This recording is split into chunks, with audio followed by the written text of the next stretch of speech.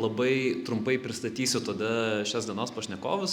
Tai turime Mindaugo Gabrėną, tai yra diplomatas fotografas, turime Artūrą Morozą, tai yra fotografas, žurnalistas ir dar skirtingų turbūt galima būtų pritaikyti apibūdimą. Turim Vilimą Škinį iš TSPMI, dėstytoja ir pavaduotoja mokslai, taip, teisingai titulą atsiminiau. Tai šiek tiek gal pradėsim nuo elementaraus prisistatymo ir techninis niuansas. Kai kalbėkit, laikykit taip gerai, nes tada nefonuoja. Prašom. Palauk, dabar pabandysiu pasipraktikuoti šitaip, ne? Gerai. Ja, sveiki visi, ačiū Benai, kad pakvietei į diskusiją. Smagu būti su tokia smagia kompanija ir matyti žmonių priešais. Aš esu Mindaugas Gabrėnas, kaip ir sakai, mano pagrindinis užsiėmimas yra užsienio politika ir diplomatija, be to dar užsiemu ir fotografiją. Tai virš 20 metų užsiemu iš tikrųjų diplomatiniais klausimais ir tik ką grįžau šiąnakt, tiesą sakant, iš Jungtinių tautų generalinės asamblėjos Niujorke. Turbūt girdėjote apie tai, kas ten vyko ir kaip tai vyko, žodžiu, tai su tokiais šviežiais įspūdžiais.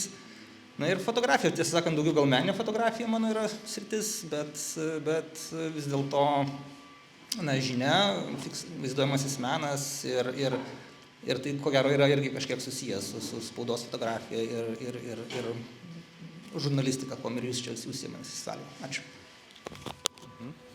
Jo, tai sveiki visi, aš Artūras Morozovas, esu fotografas. Gal kaip ir Benas truputį pristatė, kad ir dirbu ir žurnalistikos lauke ir mano gal tas toks...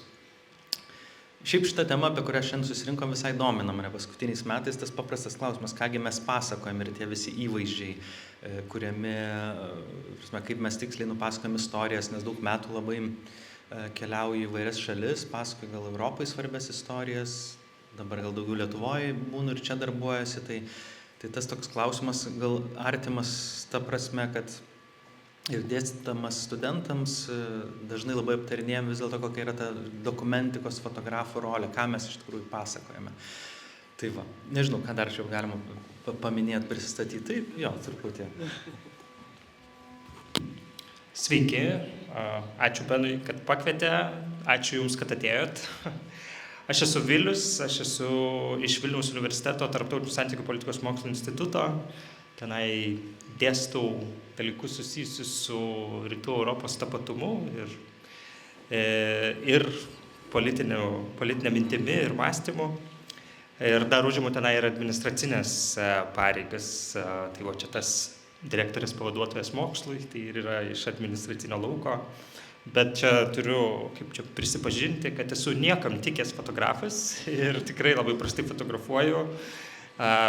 Daug maloniau žaviuosi ir žiūriu į kitų atliktus darbus, bet klausimas pasakojimo, ar ne, tokio, jau čia šiuo atveju žodinio naratyvo, apie tai, ką mes ir kaip mes pasakojame, man irgi lygiai taip pat įdomus, kaip ir Artūrui. Tai gal čia ir padiskutuosim. Tai gal tuomet taip ir pradėsim nuo pašnekovo šalia manęs, kad va ką tik aktualiam, kitaip tariant, ką tik baigėsi Jungtinių tautų, kaip jisai, generalinis suvažiavimas, generalinė asamblėja.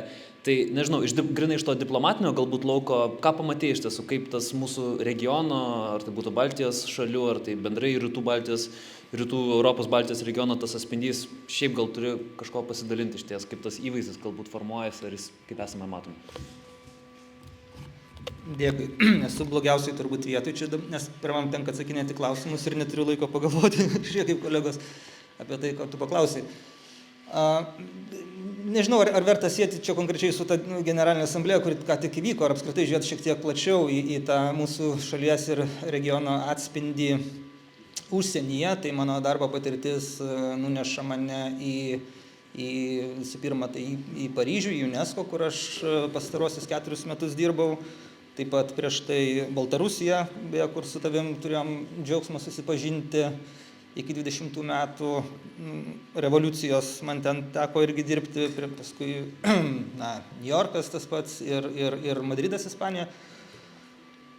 Šitoj generalinėje asamblėjoje, aišku, mes turbūt dominuojame kaip regionas tai per dėja per karus ir krizes, per karų ir krizių reiškia prizmę, tai iš tikrųjų tie atspindžiai yra susijęs su tokiom aktualijom, geopolitiniam aktualijom, ko gero, kadangi, visų pirma, aišku, Ukraina, kurią akivaizdžiai stelbia Gazos klausimai, bet vis dėlto Ukraina išlikusi yra darbotvarkėje ir tai tiesiogiai mus kaip šalį ir kaip regioną sieja su tuo, mūsų organizuoti, reiškia, renginiai ir susitikimai tarkime, dėl Ukrainos vaikų grąžinimo, dėl atsakomybės klausimų, ta prasme, tai jie iš tikrųjų, akivaizdžiai tokį brėžia rimtą ir aišku brūkšnį, kuo mes kaip žaidėjai esame svarbus visose šitose geopolitinėse peripetijose. Taip pat Baltarusijos klausimai, tai susitikimai su Tikhanovskaja, su Baltarusijos, reiškia, visais opozicijos lyderiais, tai vėlgi mes kaip Lietuva,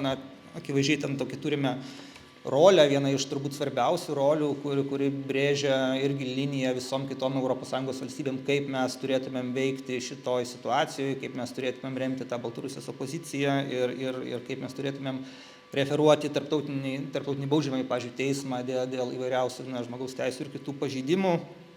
Tai tokie turbūt svarbiausi geopolitiniai kontekstai, bet šiaip net ir prieš tai, dirbant kitose regionuose, ko gero yra tie istoriniai, tarkime, kalbant apie Prancūziją, istoriniai visų pirma elementai, kurie mūsų šalį daro svarbia vienoje ar kitoje šalyje, tai ir kurie atsispindi įvairiausiuose projektuose, tai ko gero tas mūsų LDK postsovietinis paveldas, kuris mus kažkaip leidžia būti identifikuojamais vienoje ar kitoje šalyje.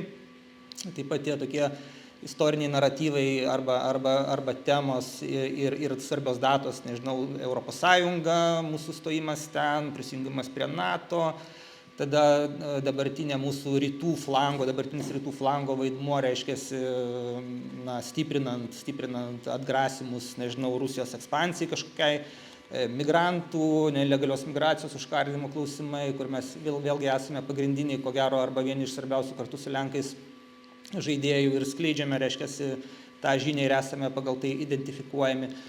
Tai iš tikrųjų tų tokių soft žinučių ir kabutėse teigiamų ir pozityvių žinučių lieka vis mažiau, su kuriamis mes galime būti turbūt identifikuojami. Lieka toksai darbo stalas, kuris yra nuklotas iš tiesų tomis labai rimtomis problemomis ir iššūkiais, su kuriomis susiduria mūsų regionas ir apie kuriuos mes pasakojame ir iš kurių esame žinomi. Mes esame rytų flango atstovai, aršiausi, ko gero, Rusijos ir agresijos kritikai ir ištikimiausi Ukrainos rėmėjai. Tas iš tikrųjų suteikia nemažai įsipareigojimo, ko gero, prieš visą tarptautinę bendruomenę ir tuo pačiu komforto, kadangi linija mūsų gana aiški, mes esame vien iš to labai smarkiai atpažįstami ir aiškiai gana identifikuojami. Tai šiai dienai, sakyčiau, ko gero, tas geopolitinis diskursas pilnai formuoja mūsų identitetą užsienyje. Ar tai būtų, nežinau, ar tai būtų Lietuvos sezonas Prancūzijoje, kur man pačiam irgi teko džiaugsmo dalyvauti, kur mes turime visą eilę parodų, projektų, kurie yra susijęs su postsovietiniu naratyvu ir ar tai būtų, nežinau, ar tai būtų tremtinių istorija, ar tai būtų tikrai kažkoks postsovietinis kultūrinis identitetas ir jo paieškos ir bandymai paaiškinti vakarų auditorijai. Tai ko gero, turbūt tokios tos aktualios, bent jau iš mano perspektyvos. Perduodu? Tiesiog follow-upą iš karto pasakysiu, kad iš vienos pusės, kaip ir kalbėjot, kad yra tos hardinės, tos tokios diplomatinės temos, ar ne? Ir tikrai, manau, užsienio toj krypty mes kaip Lietuvą bandom sieti su tais klausimais ir siejame, bet gal tada Artūrui perduosiu žodį, kaip vėlgi ir taip pat Mindaugai paminėjai žodį tas posovietinis dalykas. Tai jeigu šiek tiek pritraukiant prie fotografijos, tai labiau mes kalbame apie mūsų tą atspindį pasaulyje per labiau tas hardinės Ukrainos, Baltarusijos, Rusijos konteksto temas, ar vis dėlto vyksta vis tiek kažkokia labiau posovietinio, to vizualo atminties kažkokia atspindžiai, žodžiu? Man atrodo, kad viskas pradėjo keistis prieš gerą 5 metį, turbūt čia su to pačia Baltarusijos protestai susiję. Iki tol, man atrodo, Lietuva nebuvo niekam absoliučiai įdomi šalis, ta prasme, turinio prasme, kad atvažiuotų. Papasakosiu, gal reikia pasakyti, kaip aš apibrėžiu tą įdomumą. Tai yra, visos didžiosios žiniasklaidos akys, kai tampa nutaikytos, kai atsisuka į mūsų regioną ir į Lietuvą, tai tas labai prasidėjo turbūt per protestus Baltarusijoje, vėliau per krizę pasienyje, dabar Rusijos grėsmės yra, ir kaip ar aš, ar Benas, ar kolegos čia, kaip tai jaučiame, tai pirmiausia yra atvykstantis užsienio žurnalistai į Lietuvą. Čia yra įdomu, mes gyvename pasienyje ne tik geografinė sienos prasme, bet ir tam tikros mentaliniuose skirtumuose, politiniuose, kultūriniuose skirtumuose.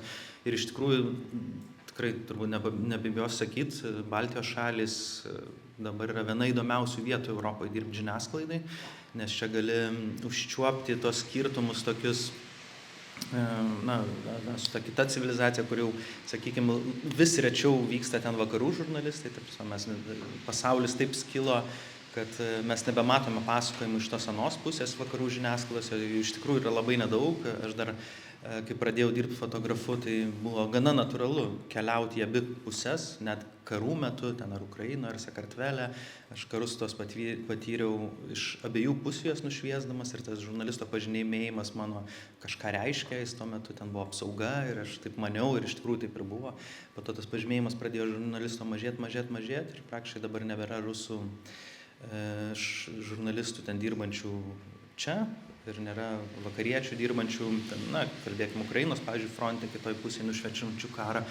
Tai Lietuva tikrai pasidarė tokia patraukli šalis atvykti, pažinti, pamatyti. Ir tiek aš, sakau, tiek kolegos lydėdami užsienio žurnalistus, tai prasme, jiems čia padedami, labai matos tos turbūt temos, kokios juos domina.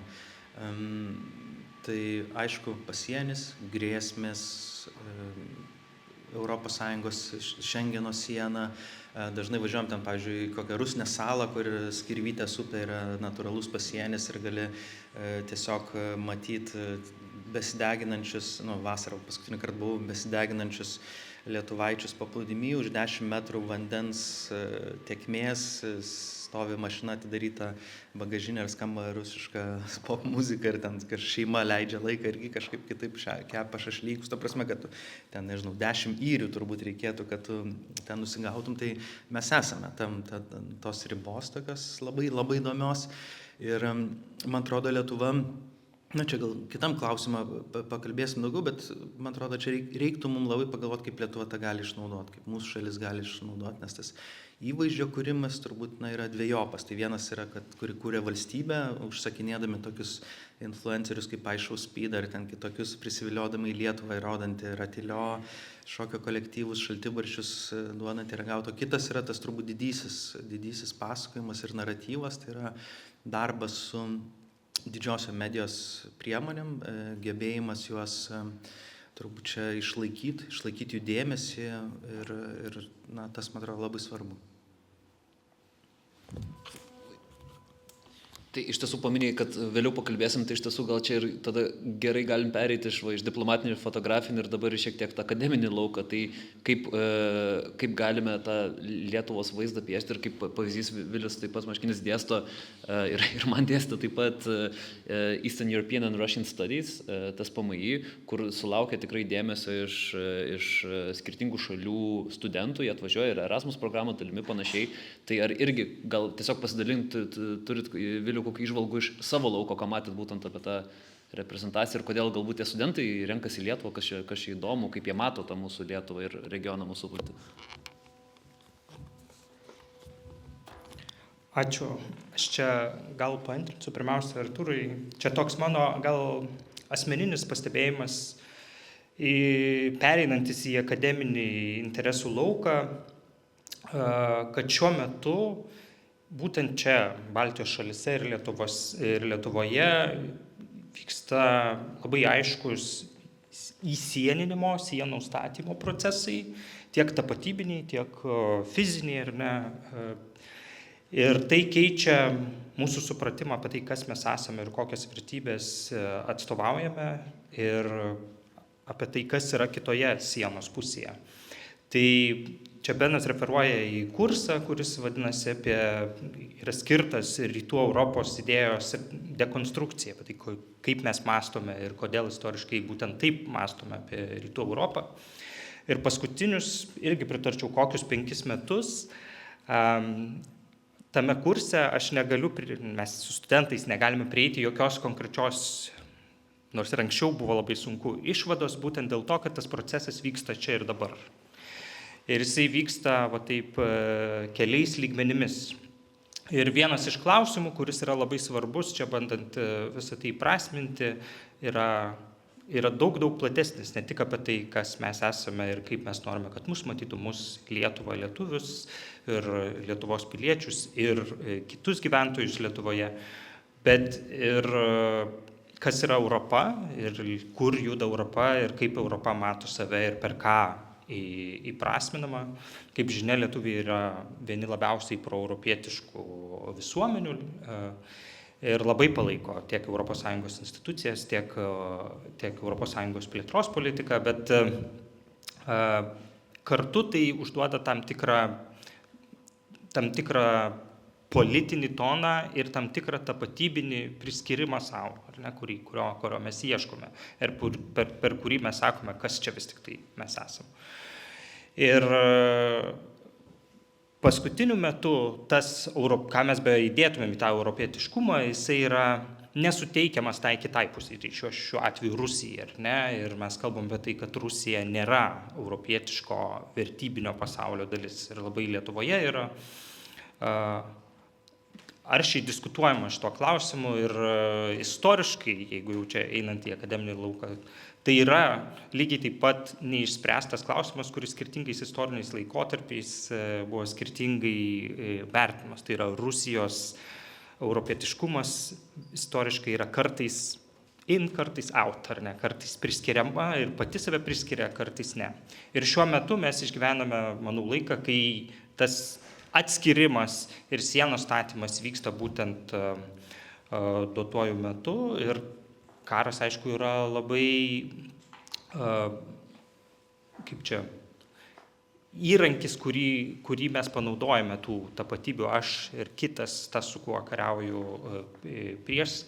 prieskyroje ir tapatybės mūsų statymui. Tai jeigu mes kovojame už laisvę, apsisprendimą, už žmogaus teisės ar ne, už galimybę mąstyti ir priimti savo sprendimus, tai mes siekime, kad visi tai turėtų, ar ne, tai kita pusė reiškia nepalaiko nei šių vertybių, nei su jomis tapatinasi. Ir būtent dėl šitų procesų šitas klausimas, kur prasideda ir baigėsi Europa ir ką mes sutalpiname į Europos tapatumą, šiuo metu keičiasi. Ir pasakyti, kas yra Rytų Europa, kokia jinai yra ir kokius mes ten sudedame apibūdinimus, visada buvo sunku, būtent dėl to, kad ta Rytų Europos tapatybė, čia galėsim dar daugiau pakalbėti, yra primesta mums iš išorės, tai nėra, kad mes patys ją tokią prisijėmėm. Bet šiandieną jinai keičiasi ir neaišku, į ką jinai išvirs. Čia nuo daug ko priklauso, bet panašu, kad minėti sienos statymo procesai ir tapatybių kaitos procesai paliks labai ryškų ženklą ir ateičiai apie tai, kaip mes norėsime. Kiek mes galime visą tai, kaip save apibrėžime, už ką kovojame, išprojektuoti išoriai, irgi yra didelis klausimas. Bet šitas dėmesys regionui tai mums leidžia daryti. Dėl to klausimas mums patiems kaip visuomeniai ar ne Lietuvoje yra, kaip mes veikiame, ką palaikome, kokias institucijas saugome, kaip vienas kitą gerbėme, bendraujame, susiskaldimas visuomenėje, polarizacija, kuriuo naudojasi tas kitas mūsų priešas šiuo atveju. Tai mums reikia įveikti būtent galvojant apie tai, kad kiekvienas mūsų nesutarimas ir toksai tapatybinis susiskaldimas bus panaudotas prieš mus pačius. Aš nežinau, gal čia reiktų sustoti.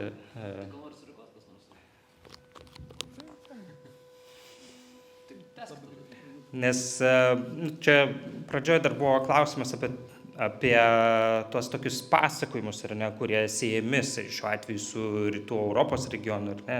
Ir kaip mes matome, aš manau, kad reiktų pradėti, mes vėlgi pritariu, kad ilgą laiką ir visada ir vis dar mes norime būti tiesiog matomi, kad ir pripažinti. Tai čia labai svarbu pastebėti ir tai kyla pirmiausia iš saugumo siekio, iš tokio ontologinio, kad mus pripažintų, kad čia yra tokia valstybė Lietuva, yra žmonės, kurie gyvena, jie gina savo laisvę.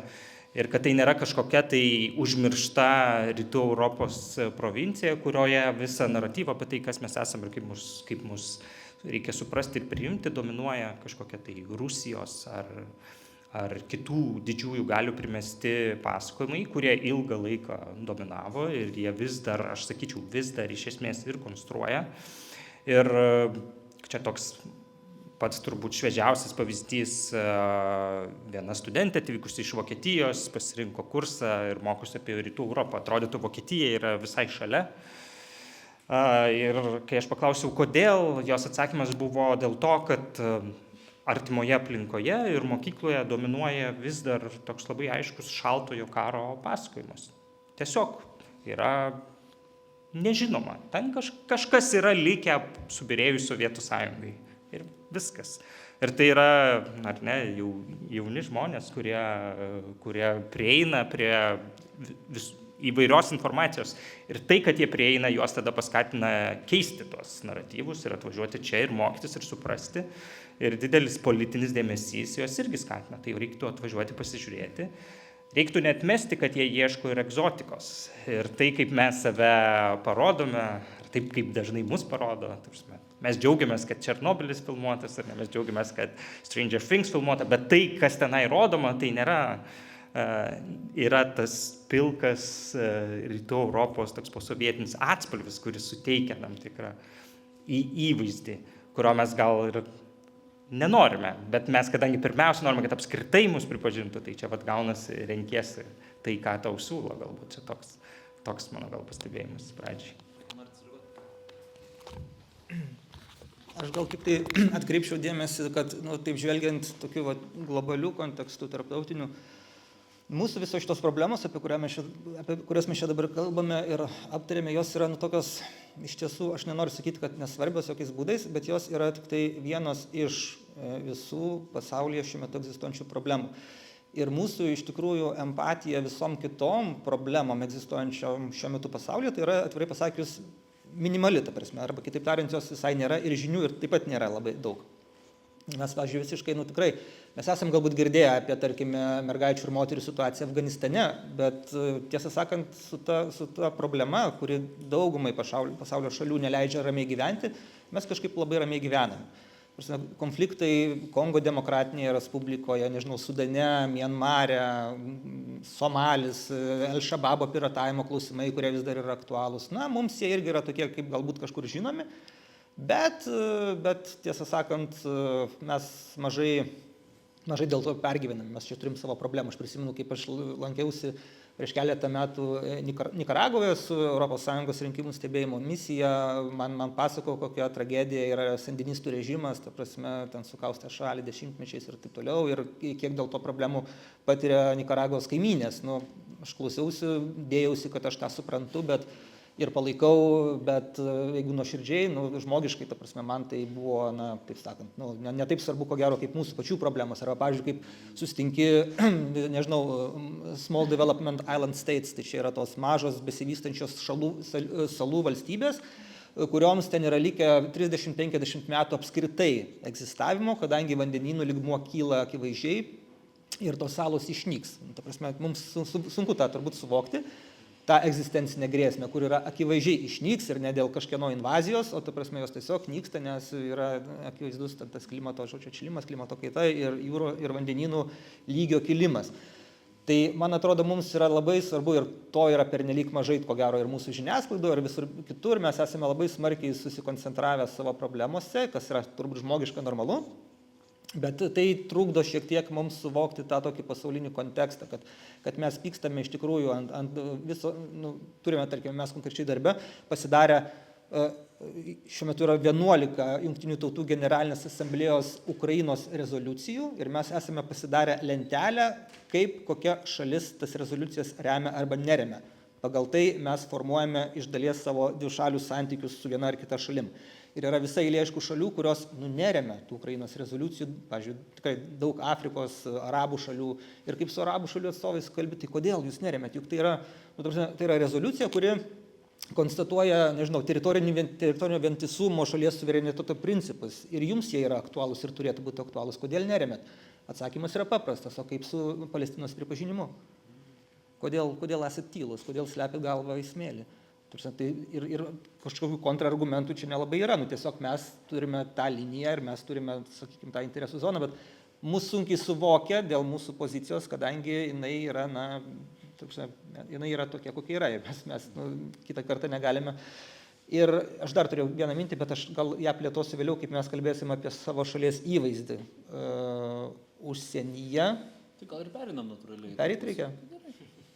Reikia, nereikia, galim ir vėliau. Aš tiesiog pasidalinsiu savo įspūdžiais, kaip lankiausi mano minėtame Lietuvos sezono Prancūzijoje renginiuose, kuriuose buvo nemažai dėmesio skiriama postsovietiniai temai.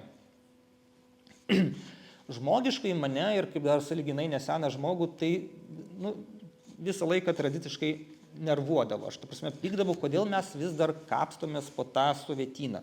Ir kodėl mes vis dar kažkaip reflektuojam, ypač užsienio auditorijose, tarsi primindami, kad mes esame posovietinė šalis, nejaugi mes neturime nieko kito, apie ką galėtume papasakoti ir panašiai. Rodomos Lietuvos klasikų fotografijos vėlgi, kurios kalba apie tą laikmetį, šio laikinio meno projektai taip pat, reiškia, kalba daug apie tą mūsų sovietinę praeitį ir panašiai.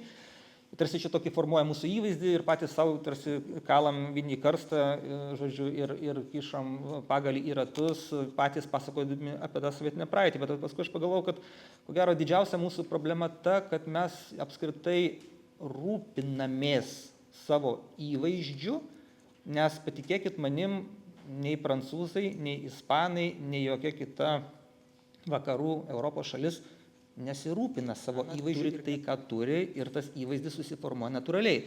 Tai mano galva, ta pati sovietinė praeitis, ten 50 metų ir taip toliau, tai yra irgi, nepaisant to, kad tai buvo klaikų ir panašiai, tai yra mūsų identiteto tokio, kokį mes turim čia ir dabar, formavimosi dalis, kuri labai smarkiai įtakojo visą tą formuotę, kaip tai būtų nemalonu ir nepatogu. Ir mūsų šiuolaikinis, ten nežinau, jaunimas, kurie nieko bendro neturi irgi sovietiniam praeitį, iš dalies irgi ko gero kažkaip yra visu tuo įtakoti, kadangi jų tėvai turėjo ir panašiai ir taip toliau. Mes esame tiesiog tokie, kokie esam. Ir mano galva bandyti kažkaip formuoti, dirbtiniais būdais kažko nesakant, kuo daugiau tu nesakai, tuo daugiau apie tai visi sužino. Taip yra, tu negali apsimest, kad to nebuvo, arba kažkaip kitaip pasakoti, nes vis tiek visi daugiau mažiau viską žino. Tai aš sakyčiau, kad mums reikėtų ko gero mažiau investuoti į tuos visus įvaizdžio kūrimo projektus, mokėti kosminius pinigus vaikinams, kurie atvažiuoja, superstarai čia ir daro kažkokius tai, gal tai yra fun, viskas tvarkoja, bet iš principo mes ko gero tiesiog turėtumėme daryti tai, ką mes darome, ką mes norime daryti, ką mes manome, kad reikalinga daryti.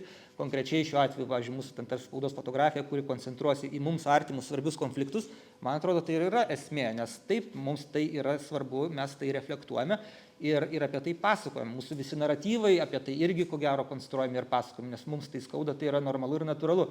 Ir pagal tai mus atpažįsta ir labai gerai, kad pagal tai atpažįsta. Prieštaraukit kas nors. Aš tai neprieštarausiu, aš pritariu ir labai įdomu klausyti Mindaugo, tikrai neretai turbūt girdim iš diplomatinio sektoriaus žmonės kalbant ir pasakant, kaip mes čia taip atrodom ir kuo domimės. Tai, aš dirbu tam žiniasklaidos lauke daug metų ir visai dar įdomi tokia yra tema, kalbėti apie būtent koks tas įvaizdis mūsų formuojamas. Tai vienas tai per temas, kurias mes nušvečiam, o kitas per temas, kurių mes vengiam, nes tas įvaizdis mūsų gali nukentėti. Ir taip jau turbūt atsitiko, kad 90-aisiais ir ilgą laiką po to formavosi tokia žurnalistų karta, manau, kad tai yra labai gerai iš vienos pusės, pilietiškumo pusės, kad pilietiškas žurnalistas yra geras žurnalistas ir mes matom labai daug Lietuvos žiniasklaidos atstovų, ypač LRT, kurie tikrai yra labai pilietiški žmonės ir patys aktyvistai pilietiniai prisideda prie įvairių akcijų, bet taip pat yra ir problema tame ir spąstai, kad mes tam tikrų temų neišvystame žiniasklaidoje. Niekas nekalbina, sakykime, migrantų dabar vis dar einančių per sieną, ar ten žuvusių jų, visą tai palikta kažkaip sienos grupiai, tokiai marginalizuotai, kažkiek jau dabar tapusiai dar kažkokiam tokiam žmogaus teisų gynėjam galbūt pasakot. Nežinau, turbūt ir apstutų, viena iš įdomių temų turbūt tai yra, pavyzdžiui, Lietuvoje buvo kalintas slaptam CŽA kalėjime, greičiausiai Antaviliuose, terorizmu įtariamas vyras, kurį Europos žmogaus teisų teismas priteisė jam įrodęs mūsų valstybės įsijungimą į visą šitą, ten daugiau negu 100 000 eurų. Kas jis toksai, kokia jo istorija, ta prasme, tai yra didelė istorija Lietuvos valstybė, bet mes to vengiam pasakot ir ta man visai yra įdomi tema, apie kurią kažkaip taip dažnai pagalvoju, o visa kita, tai aišku, apskritai kaip mes dirbame su žiniasklaida, kaip mes dirbam su užsienio žiniasklaida. Aš labai jaučiu, kad ir su Benu kažkiek esam apie tai kalbėję, kad iš tikrųjų mes neišnaudojam tų didžiulio dėmesio, čia ne apie įvaizdžio formavimą, čia yra apie dėmesį, sakykime, užsienio žiniasklaidai, kurie atvyksta čia, nežinau, kiekvieną mėnesį, gal buvo čia neseniai visai ir kiekvieną savaitę, ir daugybė žurnalistų kasdieną būdavo. Tai yra apskritai megzt kontaktą, turėti ryšį su jais. Ir čia ne apie įvaizdžio konstravimą, apie tokį labiau, kad mes rūpėtume, vis dėlto, kad mūsų tas, kas mums yra svarbu, kad mūsų mintys, politinės kažkokie, gal labiau jo mintys ir tai, kaip mes čia gyvenam, tas portretas, jisai būtų formuojamas. Ir vėlgi prie užsienio žurnalistų grįžtu, kad labai dažnai tas santykis su jais apsiriboja tik tai arba duota arba neduota akreditacija, dažniau duota, ar tai tu kreipsies į kariuomenę, ir Šaulių sąjungą, ar kažkokias kitas institucijas. O jeigu jūs pamatytumėt, pavyzdžiui, ten, nežinau, paskutinius 15 metų, kaip yra ten kokiam Sakartvele, tai kažkaip visi ten nori važiuoti, gerti vyną, sėdėti, krūvas istorijų yra, viskas išpasakota, praktiškai ten nuvažiuoti į toliausią kalnų regioną, greičiausiai sutiks ten kokį nors vokiečių ar amerikietį fotografą, tai susijęs su jų turbūt svetingumo tradicija, su gana gal ir egzotiška aplinka, bet ir su 2 festivaliais, kaip Vilniaus fotografijos ratai, gal kažkiek didesniais, bet iš principo yra pritrauktas tas toksai dėmesys, jisai Sakartvelą iškelia į tą pasaulio žemėlapį. Mums įdomu, kas ten vyksta. Mes dabar galim pergyventi, kaip dėl visų šitų įvykių prorusiškos valdžios kontrolės ir taip toliau. Tai mums rūpi, kitaip sakant, mes matom, kas yra tie žmonės, jų veidus, girdim per tos fotopasakojimus ar matom jų likimus, istorijas visokias. Tai mano nuomonė kažkaip Lietuvoje to truputį trūksta ir nieks to gal, nežinau, kas čia turėtų to užsiimti, turbūt festivaliai kaip mes gal. Šiaip paminėjai Sakartvelą, aš pagalvoju, kad irgi daug esam šnekėję su Sakartvelais fotografais, kad labai daug to susidomėjimo kyla ypač po sovietiniu metu vyravusi tokio orientalistinio netgi diskurso, ar ne, kad ten kažkokie keisti, egzotiški kalniečiai. Ir manau, labai svarbu kalbėti apie save, dėl ko labai džiaugiuosi, kad pavyzdžiui šioje parodoje turime Kartvelo darbą apie tą kalnų, sakykime, tapatybę ir tokį labai poetinį pasakojimą. Puiku, žmonės kalba apie save. Tai nežinau, gal Viliau, ką jūs matote, ta prasme, ar ta, jeigu orientalistinį, tą tokį kažkokį egzotinį požiūrį, ar yra tarp studentų, kurie atvažiuoja ir nori dirbti čia, ar yra galbūt iš to kylančio to tokio sentimento, ar ne visai? Tai visais laikais buvo ir taisyklė turbūt, jeigu čia labai supaprastinti, yra kuo toliau į rytus, tuo labiau egzotikos ir čia natūralu. Tai susidomėjimas mažesnis mumis turbūt gal mums sako apie tai, kad pas mus nepakankamai tų rytų yra. Ir turbūt tai reikia priimti kaip teigiamą dalyką, aš taip sakyčiau. Ir žinoma, dar reikia, čia grįžtant prie to sienos ir tapatumo kūrimo klausimo, tai mes esame, jeigu domiesi regionu, konfliktų, geopolitiniam pasiekmėm, tuo viskas, kas vyksta, tai mes esame vienas paskutinių saugių taškų, kur gali atvažiuoti ir gali artimiau patirti, kur gali patirti Lietuvoje paramą Ukrainai, milžinišką žmonių solidarumą. Tai yra ta visuomenė, kur tave labai priartina. Tai aišku yra toksai susidomėjimas. Ir čia vėlgi grįžtu prie to paties savo ankstesnio argumento, kad tai yra procesas, kuris vyksta dabar. Pasakyti, koks jis yra labai sunku. Istoriškai tas rytų Europos egzotizavimas, tie tokie, galima sakyti, keli sluoksniai judėjimų į rytus, jis vyko nuo 18 amžiaus, kuriant tą tokį atsilikusios, neišsivysčiusios kitokios civilizacijos naratyvą, bet jis yra mūsų supančių galių produktas ir tame naratyve labiau egzotiška Rusija lygiai taip pat dalyvavo, siekiant primesti tą tokį atsilikimo pasakojimą mums. Vėlesni Sovietų sąjungos ir socialistinio bloko, jie automatiškai įneša kitokios santvarkos, ekonominio, kitokio vystymosi, kitokios trajektorijos egzoticizmą. Todėl įdomu patirti, įdomu atvažiuoti iš JAV ar Australijos ir patirti, ką reiškia, kaip atrodo sovietmečio bendrabučių blokas ar kažkas. Nes tu niekada to nematei, ne? Tai mums natūralu, kad tai yra ir tai tada kažkas patraukia, nes tai yra tai, kas mus išskiria. Jeigu tai žiūrint iš tokios teorinės perspektyvos, turbūt tas susidomėjimas Rytų Europa iš vakariečių pusės turi tokius du elementus. Viena vertus, vakariečiam tai yra lengvai atpažįstama, nes tai vis dar ta pati civilizacija, ta pati labai panaši kultūra, bet kita vertus tai jau yra kažkas nepažinto, kur gali įvykti visokių įdomių dalykų, visokių nepažintų kažkokių tai procesų, įvykių. Ir dėl to tiek nuo seno literatūroje, tiek ten įvairiuose formatuose, kuriuose kuriami, turiuomenį, video ar YouTube'as ar Netflix'as, ką tik nori. Labai daug tokių, pažiūrėkit, įvaizdžių yra apie Rytų Europą kaip kažkokią tai korumpuotą, neaiškę, šešėlinę erdvę, kurioje kažkas gali įvykti ne pagal taisyklės, ne taip, kaip mes pripratę, ir tai ir sukuria intrigą. Tai neretai tai yra tokia neigiama perspektyva, bet tas nežinojimas apie mus leidžia tai sukurti. Tai čia, tai niekas vis tiek nežino apie Lietuvą, tai tenai gali įvykti kažkas tokio netikėto, kas būtų sunkiai tikėtina, jeigu tai įvyktų kokioje Vokietijoje. Tai ir yra toks viena vertus dėmesio ir traukos taškas. Ar mes norim tai kita vertus yra tokia galimybė, bet ar mes norim tai perkonstruoti, čia klausimas yra mum ir ką mes tai darom, kaip mes save pozicionuojam. Mano paties pozicija yra, kad, ir čia pritarčiau, nereikia nuo tos Rytų Europos ir nuo sovietinio palikimo kaip tokio bėgti, reikia su juo atrasti santykį ir pasakojimą. Ir lygiai taip pat čia pritariant Artūrui, santykis su problemom ir klausimais, kurių mes nesprendžiam, nepajėgiam spręsti, nesusidorojam su jais. Nes tai vienu ar kitu būdu iškils.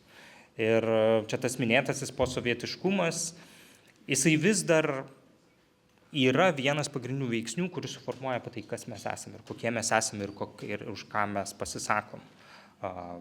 Kokią visuomenę, kokias taisyklės, kokias vertybės, kaip mes suprantame, kas yra lygybė ir kaip ją vertinam. Tai neišvengiamai.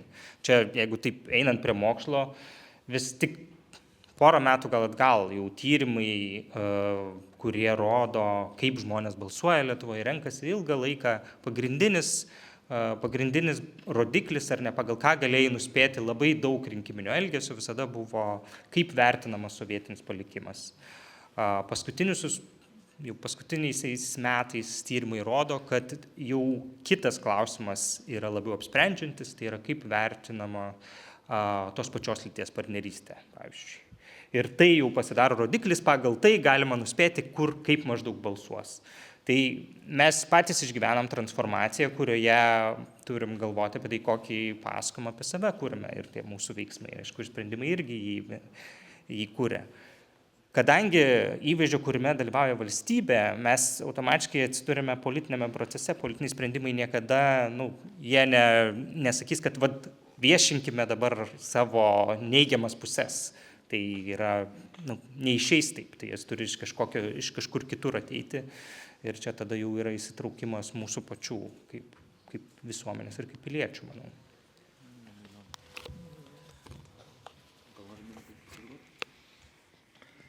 Jeigu ne, dar galiu. Tuo pačiu norėjau paklausti, nes džiaugiuosi, kad ir be ne pusę ar daugiau šiandienos auditorijos turim tą jaunesnę kartą, bent kiek matau iš veidų. Gal kas sutiktumėt pasisakyti, iš tiesų mes tik daug diskutavom dabar apie tą tapatybę Lietuvos, tai kiek jinai yra rytų Europos, kiek jinai posovietinė, kiek jinai yra kažkokia į vakarus žvelginti. Gal kas nors iš jūsų auditorijos norėtumėt pakomentuoti ar užduoti klausimą į tą pusę. Ar yra? Rankų jūros nematau. O. Ačiū. Sveiki. Mano vardas Grigas. Ačiū už įžvalgas, už įvadą. Labai įdomu buvo klausyti. Buvo paminėtas I Show Speedas. Aš manau, jo atveju, kada jis atvyko į Lietuvą, buvo iš tikrųjų labai didelis laimėjimas. Vienu ar kitu atveju čia nesvarbu, kokį mes galbūt efektą sukūrėme, bet sklaida buvo milžiniška. Tai taip, kitas dalykas tai yra, kad mes galbūt tiek bėgdami nuo tų skaudžių patirčių praeityje, mes galbūt netyčia užbėgsime į kitą pusę, nutolsime nuo to identiteto, norėdami nutolti nuo savo praėjusio. Na, taip sakant, kad per daug užkompensuosim, pavadinkim taip. Kita toks gal mano nerimavimas dėl jaunesnės kartos būtų, tai daugeliui žinomas terminas yra,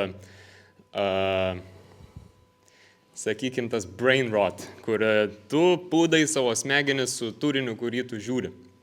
Ir jisai iš tikrųjų yra toks, kaip, sakyčiau, universalus turinys, kuris kaip ir net neturi kažkokių tai sienų ar kalbos, ar suvokimo. Dažniausiai ten yra ironija, postironija ir taip toliau. Tai ką aš noriu tom pasakyti, tai kad tas identitetas, jisai tame visame fone turinio, kurį žiūri jaunoji karta, jisai gali pasimesti tiesiog nedėkingose keliuose, kur jisai gali ir išblukti, taip sakant. Tai čia būtų mano toks, tokia galbūt įžvalga pagal tai, ką aš jau matau, įpročiuose tiek jaunos kartos, tiek savo amžiaus žmonių ir jaunesnių. Man pačiam 23 metai. Ir tuoj sugaudysiu mintį. Taip, tai pati, kaip ir minėjau, kad tas gali, mes nelabai žinom apie ką mes iš viso. Gal pradėkime nuo to. Tai man patiko labai komentaras, kad tas Barbara Streisand efektas buvo paminėtas, kad mes jeigu bandysime nuo kažkokio įvaizdžio bėgti, kažką slėpsim, vis tiek daugiau mažiau visi viską žino, tai jie ir pamatys tai, ką mes bandome nutylėti. Tai galbūt mums patiems reikėtų imtis daugiau iniciatyvos, kuriant turinį apie savo valstybę, negalvojant, ką pagalvos vakarai ar rytai, o galvojant, ką pagalvos mūsų patys piliečiai, kadangi mes patys tarpusavyje esam labai susiskaldę. Tai moralo vis tiek aš čia nepasakiau, bet įžvalgos būtų tokios. Gal dar kas norit? Aš trumpai norėčiau pasakyti, šiemet yra, mano vardas Aida, šiemet yra 35 metai Lietuvos nepriklausomybei. Kaip žinia, ta karta, kuri gimė iš karto po nepriklausomybės, šiuo metu yra brandi, suaugusių žmonių karta. Ir aš pritarčiau Mindaugui, kuris kalbėjo apie tai, kad mes nuolat kalbame apie tą sovietinį laikotarpį, kuris absoliučiai nebeaktualus jaunai kartai. Taip, jie turi žinoti apie tai, kas buvo iki nepriklausomybės, bet jie gimė laisvi. Todėl aš noriu paskatinti kalbėti apie laisvą Lietuvą, apie laisvas pažiūras ir neįvaryti jaunimui komplekso apie tai, kad jie yra posovietinė karta. Ačiū uždėmesi. Gal pašnekovai norėtume sureaguoti tada? Prašau.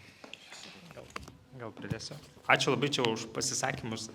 Aš tai irgi visiškai pritariu, kuo daugiau žvaigždžių čia atvažiuos, to geriau. Tai nemanau, čia gal nebuvo net ir kritinis tas pastebėjimas.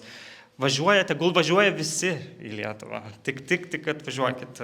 Mes ir turim ko pasidžiaugti ir ką parodyti.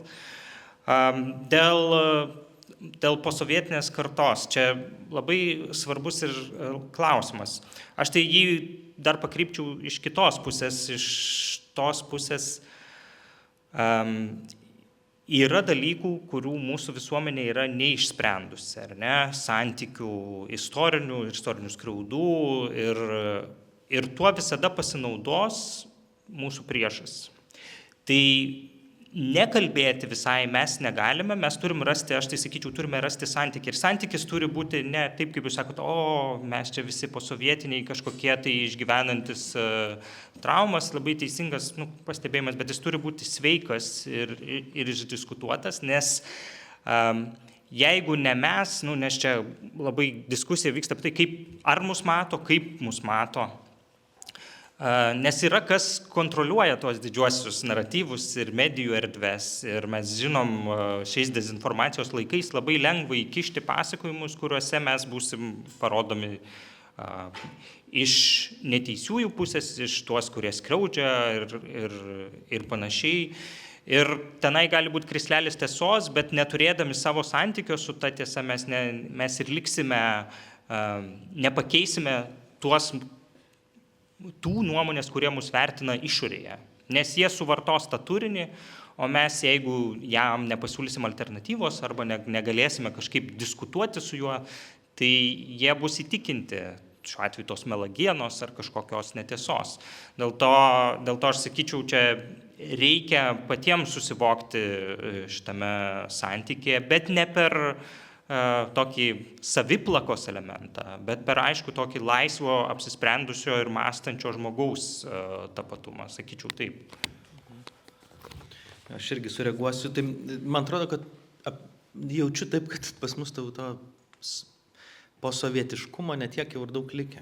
Net kino industrijoje žmonės kalba, kad jau Vilniui sunku rasti perspektyvą daugiabučių sovietinių, kad būtų nerenovuotas ten vienas kitas namas, arba ten reikia per daug retušuoti po to kažkokius įstiklintus balkonus. Bet tai Černobylio gal antrą kartą ir nebenufilmuoti Lietuvą, bet aš ir dėstau, tai matau, pavyzdžiui, dirbdamas studentais, kad apskritai tos temos nevyrauja, nėra tos, mano kartoj mes ten labai egzotizavom, kažko ieškojom, ten lūžiai, tapatybės paieškos, kaip čia ta karta europietiškas, tai gavosi laisvę, vertybės vakarietiškas į savo rankas, kaip jas ten, iš tikrųjų tai yra įdomu turbūt, bet tai po truputį nueina. Man atrodo, kad va čia ką gal Mindaugas sakė, kad gal problema turbūt yra tame, kad mes tarsi kažkaip visi jaučiam, kad kažkokius čia įvaizdžius turim konstruoti. Iš tikrųjų tai ne, reiktų, man atrodo, kad svarbiau yra skatinti žmonės kalbėti savo kalbą, tai yra kalba, fotografinė kalba šiuo atveju. Ir būnant daug konkursų žiūri, ir Vilniaus fotografijos ratų šiais metais, labiausiai jaudina ir labiausiai patys įdomios istorijos, kurios paliečia, tai yra, kai žmogus nuoširdžiai pasakoja tai, kas jam yra rūpi, kas yra įdomu. Ir man atrodo, būtent meno kūrybos kalba Lietuvai pavyko per šitus, dešimtmetį iškalbėti tokias temas kaip holokaustus. Pavyzdžiui, Dovilės Dagienės puikiai fotografijos serija apie medinės sinagogas Lietuvoje, fotografuojant mikroskopiškai makro režimu pelėsius ant medinių sinagogų senojų, tapo labai, kaip pasakyti, puikiu būdu pakalbėti apie holokaustą, apie atmintį, istorinę atmintį ir augalų atmintis, kita serija, vėlgi ten fotografijos spausdintos fotosintezės būdu ant lapų ir išnykstančios tapo puikiu. Tai man atrodo, kad turim labai daug tokių gerų pavyzdžių ir lygiai taip pat Patricija Silva šiais metais laimėjusi antrą vietą, atvyko iš Portugalijos čia papasakoti apie mūsų pasienį, tiesiog vaikščiojo palei pasienį, fotografavo kažkokias nuojautas, gana poetiškas pasakojimas, bet iš tikrųjų yra įdomus. kalba. Ir čia vat, tokių įvaizdžių nesusimuliuos ir nei valstybė bus pajėgi jų nusipirkti. Ir yra fantastiška matyti irgi ten ir kituose konkursuose ir parodose, kaip iš kažkokios šalies kažkokia nedidelė istorija, žmogaus, galbūt asmeninė istorija tampa labai tokia simbolinė to regiono, tos vietos pasakojimas. Tai čia labai norėtųsi tą skatinti. Ir kitas dalykas, kad pati valstybė, jos institucijos būtų atviros. Man atrodo, kad jeigu mes būtume leidę per migrantų visą šitą krizę pasienyje su Baltarusija, leidę žurnalistam veikti, nesakau, kad čia reikėjo atverti ir visiems, kas nori važiuoti, bet turėjo turbūt būti tam tikra atranka, bet manau, mums šiandien būtų daug paprasčiau šitą temą kartu nagrinėti, kalbėti Europos lygmenį, turbūt ir Mindaugui, diplomatam, kitiem. Nes kas atsitiko? Atsitiko taip, kad Lietuva išsigando, užsienio reikalų ministerija užvėrė visiems žurnalistam prieigą. Vidaus reikalų, aš kas užsienio, atsiprašau, vidaus reikalų ministerija užvėrė visą prieigą, sakykime, prie pasienio. Ką Lukašenka sako, atvarykit iš mūsų pusės filmuoti. Ir iš tikrųjų egzistuoja kadrai, kurie tom kriziniam savaitėm visur pasaulyje sukiojasi. Toks net žiūros taškas toks yra, kad, sakykime, objektyvas nukreiptas į prie laužo šaltyje sėdinčius ten šimtus žmonių, konkrečiai ten vieną šeimą, kuri ten apsigaubusi šildo laiko mama rankas prie ugnies ir tolumoje perspektyvoje matosi kaukėti anonimai tokie, su kaukė mūsų pasienio pareigūnai, gal ten šauliam padedami, ir labai aiškiai žinutė yra ir aišku, po to mes leidžiame tam interpretacijom plisti, nes labai svarbu turbūt suprasti, kad tylos niekada nebūna. Arba mes kalbėsim, arba kažkas kitas užpildys tą kalbą. Tai man atrodo, tas pasakojimai, fotoistorijos čia kūriamos užsieniečių ir mūsų yra labai labai svarbios kiekvienai šaliai. Ja, pilnai pritariu, ką sakot, ir aš dar sakyčiau, kad irgi čia nuskambėjo dėl mūsų visuomenės susiskaldimo. Tai, ką žino, rastum pasaulyje visuomenę, kurie nėra susiskaldžiusi. Pavyzdžiui, prancūzai yra siaubingai susiskaldę, amerikiečiai yra siaubingai susiskaldę. Yra tiek daug vidinių problemų ir debatų ir labai aštrių ir žymiai aštresnių, negu čia mes turime, kad mes tikrai nustebtumėm. Tai aš sakyčiau, čia yra visiškai normalu, normalios brandžios visuomenės požymis, demokratinės visuomenės požymis yra tie susiskaldimai tokie, ateina, praeina, ten išsivysto į kažką. Dėl įvaizdžio, tai aš visą laiką sakau, kad, tai pradėkim, pavyzdžiui, nuo savęs, kaip kalbam apie valstybę. Aš savęs, pavyzdžiui, paklausiu, ar aš kuriu, pavyzdžiui, pats savo kažkokį tai įvaizdį. Ne. Ar aš galvoju apie savo įvaizdį, pavyzdžiui, atsikėlęs iš ryto? Man nuoširdžiai dzin. Aš atsikeliu, nusipraušti, apsirengiu ir einu daryti, ką darau. Tai aš manau, kad ir jūs panašiai turbūt. Negi tai kažkas ten, tikiuosi. Tai ir su valstybė lygiai tas pats. Tai dabar, ką čia galvoti apie tą įvaizdį? Tu tiesiog darai savo dalykus ir automatiškai tas įvaizdis vienaip ar kitaip formuojasi, ta prasme. Bet svarbiausia, kad būk ištikimas tom savo vertybėm, tom savo tiesom, kurias tu turi daryti. Ta prasme, pagal tai greičiausiai tave ir atitinkamai matys visas likęs pasaulis. Ir man dar čia svarbus yra labai spaudos fotografijos vaidmuo, kada tie įvaizdžiai yra kuriami ir formuojami. Aš prisimenu, kaip aš metai prasidėjus Rusijos agresijai Ukrainoje, dirbdamas UNESCO, apsilankiau Ukrainoje, mes ten turėjom tokį projektą, vežėme ES ambasadorius tuo metu į Kijevą, kad tiesiog savo akimis visi pamatytų, kas vyksta. Tai buvo labai svarbi akcija, kadangi daugam atrodė, ne visai taip, kaip buvo iš tikrųjų. Mes traukiniu visi nuvažiavome ir aš pamačiau Kijeve absoliučiai normalų gyvenimą. Absoliučiai pilnas kavines, pilnas gatvės žmonių, atvirus restoranus, ko aš niekur nesu matęs jokioj, ta prasme, nežinau, spaudos fotografijos serijoje, kadangi tai nėra ta tema, kuri turėtų būti. Nes, aišku, mes kalbam dabar apie karą. Ir aš pagalvojau, iš tiesų, koks būtų pragaištingas tarptautiniam kontekste projektas apie normalų gyvenimą Ukrainoje karo sąlygomis. Kaip šį naratyvą galėtų, pavyzdžiui, panaudoti priešiškos jėgos. Mes dabar akcentuojame karo baisumą ir visą katastrofą, kuri yra toj šaly, Rusijos sukelta. Ir nedaug dievė, ta prasme, ta normalybė visam šitam katastrofos kontekste atrodo labai kontroversiškai, nes kai kam gali pasirodyti, ypač priešiškiems naratyvams, kad čia galbūt ir nėra tos tokios katastrofos, ar ne? Tai aš kažkaip pagalvojau, kad iš tikrųjų spaudos fotografija turi siaubingai stiprų ginklą, kadangi Arba, pavyzdžiui, kitas pavyzdys, aš prisimenu, dirbau Prancūzijoje ir man rašo giminės ir klausia, ar iš tikrųjų mes turim Paryžiuje tokią problemą su bedbugsais. Nu, žinot, blakės lovų. Nes čia Lietuvoje prasisuko informacija ir visur rašoma apie tai, kad Paryžių sukaustė lovų blakės. Ir tarsi, kad visas Paryžius... Ir aš pirmą kartą girdžiu tą istoriją. Ir aš niekur nemačiau jokių... Nu, ta prasme, nėra to pasakojimo, bet kadangi tai buvo kažkaip taip, na, tokia visai kontroversiškai įdomi tema, jinai buvo taip ir suformavom kažkokią mistinę istoriją apie blakės Paryžiaus lovose, kurių, nu, tiesą sakant, nelabai kas turbūt matė. Tai va, tai aš noriu pasakyti, kad spaudos fotografija turi iš tikrųjų ir ne tik fotografija, apskritai žurnalistika turi siaubingai stiprų ginklą ir tas naratyvas gali būti panaudojamas įvairiems tikslams siekti, kartais mums palankiems ir daug dievė, kad kuo daugiau tai būtų, bet kartais ir mums visiškai turbūt tokiems priešingiems. Tai, ačiū. Tai jo, iš tiesų paminėjai apie tą normalybės fiksavimą, bet irgi, ką ir tu, Artūrai, išnekėjai, kad jeigu, ką ir auditorijos nariai sakėt, kad jeigu mes tiesiog nekalbėsime apie tos dalykus, nereiškia, kad jų nebus, tai kaip tu tą visą pakreipsi. Pavyzdžiui, irgi kiek kyla nepasitikėjimo, kad sako, esu pats girdėjęs ir auditorijų žmonių ir asmeniškai kalbėjęs, kur gal kitokį požiūrį turi į, sakykime, karą Ukrainoje, Rusijos agresiją ir sako, taigi jūs čia rodot karo baisumus, o ten žmonės gyvena savo, arba sako, ten nuo gatvių gaudo, kodėl apie tai nekalbam? Kalbam, nes jeigu tu nekalbėsi, anksčiau vėliau kažkas už tave, kaip ir tu, Artūrai, minėjai, irgi pradės kalbėti. Įdomus turbūt tas momentas. Išsiplečiau šiek tiek, atsiprašau, turėjau tik moderuoti. Tai judam jau link galą, išties nors porą klausimų ir tada jau judėsim link galą. Rankų jūra. Ačiū. Dar kartelį dėkui už mikrofoną. Aš noriu paklausti garbių šios dienos svečių. Gal galėtumėte įvardinti 5 pagrindinės temas, kurios šiuo metu atspindėtų Lietuvos realybę? Geras klausimas. Geras klausimas. Kas imsitas? Labai daug prašote, 5 net.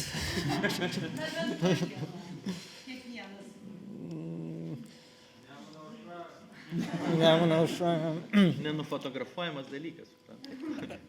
Realybė, kiek jinai skamba užsienyje, ar ne? Turbūt to klausim. Kaip mes šiuo metu atrodome? Galėtume pozicionuoti pagal tai, kas šiuo metu Lietuvoje vyksta. Nu, turbūt visų pirma, tai būtų Ukraina, Rusijos agresija Ukrainoje ir mūsų parama jai. Visos tos mūsų akcijos, kurios vyko, yra matomos ir girdimos iš tikrųjų labai smarkiai. Ir tas yra žinoma ir jaučiama. Tada turbūt būtų Baltarusija plus nelegali migracija. Baltarusija reiškia parama demokratiniam jėgom. Mes esame, kaip minėjau, avangardas telkiant tą paramą ir nelegali migracija, tai turbūt kartu su Lenkais, ir kažkiek Latviais dalinamės šitos problemos našta. Mūsų, žinokit, sakyčiau, kad visos šitos Nemuno reikalai yra mūsų vidaus reikalai, niekas apie juos nežino, niekam tai yra neįdomu. Aš sakyčiau, dar yra kažkiek, ko gero, mūsų žydų klausimai, kurie yra iki galo nesureguliuoti, šnipiškių temos ir panašus dalykai, kurie iš tikrųjų kažkaip to sprendimo reikalaus ir turės būti išspręsti. Nu ir tada turbūt visai eilė pozityvo, tai ten kaip sportas, orai ir tikrai ir visi šitie dalykai, fintekai, pažangios technologijos, šaltibarščiai, jo, visi šitie dalykai, kurie irgi sublizga kažkaip, bet turbūt tie 3 pirmi, turbūt, sakyčiau, yra šiuo metu, aš matyčiau juos turbūt pačius esmingus. Nu, taip, čia nėra ką pridėti, man atrodo, visi čia, aš bent pritariu ir gynybos temam, tikrai daug tų atvažiuojančių žurnalistų domisi, žiūri, kas tie kariai, kaip pasirinko tarnybą, Šaulių sąjunga įdomi, kaip toks pavyzdys, sukarintos organizacijos turinčios senas tradicijas labai ir kaip savanoriškai visuomenė į savo rankas paima krašto gynybą, tas, man atrodo, svarbu. Žmogaus teisės kažkiek, bet nieks neskonkuruos tiek su šaltibarščiais, taip jau yra ir reikia pavydėti jų komunikacijos specialistam to festivalio. Nežinau, kas dar, turbūt taip. Savanoriai, Ukrainos remiantis savanorių organizacijos, ką Mindaugas minėjo, turbūt irgi. Taip pat va, dabar Arvydo Grišino įdomus labai tyrimas yra apie būtent savanorius kaip reiškinį. Jo, turbūt tiek. Aš čia pritarčiau gal dar iš tokios mokslinės perspektyvos. Vienas sunkiausiai atsakomų klausimų apie Lietuvą ir Baltijos šalis yra, kaip taip yra, kad mes taip gerai gyvenam dabar jau. Tarsime, ir yra labai sunkiai atsakomas klausimas, tai yra ekonominio augimo, ypač Lietuvos, ir kodėl Lietuvoje mes jį turim taip ilgai ir tokį gerą, ir kas tai lemia. Ir tai čia mokslininkam labai didelis uždavinys ir labai sunku jį atsakyti. Ir yra įvairių aiškinimų, bet jie prieštarauja tarsi nusistovėjusiam vakarų Europos augimo aiškinimam, nes tarsi sąlygos kai kurios persidengia. Tai man atrodo viena iš tų temų, kurią kaip matoma Lietuvoje yra dabar, čia toks augimo, ekonominio augimo ir gerovės vieta, kur Lietuvoje yra gera gyventi, nepaisant visų iššūkių, yra gražu, yra čia minėta gamta, yra skanūs šaltibarščiai ir tai yra matoma. Tai yra tarsi vieta, kurioje verta apsilankyti. Čia vis nuskambėjęs jaunų žmonių laimės ar ne indeksas, kad Lietuvoje jauni žmonės yra laimingiausi Europoje. Ir tai nėra netiesa, ar ne? Tai yra dalykai, kuriuos mes pasiekėme. Ir jie kelia nuostabą. Kaip tokia maža šalis per tokį trumpą laiką pasiekė tai, ką turi šiandieną. Ir gali netgi kalbėti apie šitas temas kitas ir kalbėti apie kitas visuomenės ir kitas valstybės ir projektuoti kažkokį tai savo modelį. Visiškai šitoje erdvėje, geopolitinėje ir tarptautinėje tikrovėje, kur labai sunku apskritai tokio. 3 milijonų valstybei ką nors pasakyti. Prašau, jeigu pridėtumėte. Ne, aš tai norėjau dar pasidžiaugti, kadangi šiandien grįžau iš New Yorko ir čia pasakau kolegom juokingą istoriją, kad parduotuvėje nebegali nusipirkti laisvai dantų pastos, nes jinai yra užrakinta. Kaip ir šokoladukai brangesni, jie irgi yra užrakinti, kadangi labai vagia. Tai man labai surezonavo realiai šitą situaciją, vėlgi grįžus, kada aš galiu tą dantų pastą nusipirkti kažkaip nebetrūdas.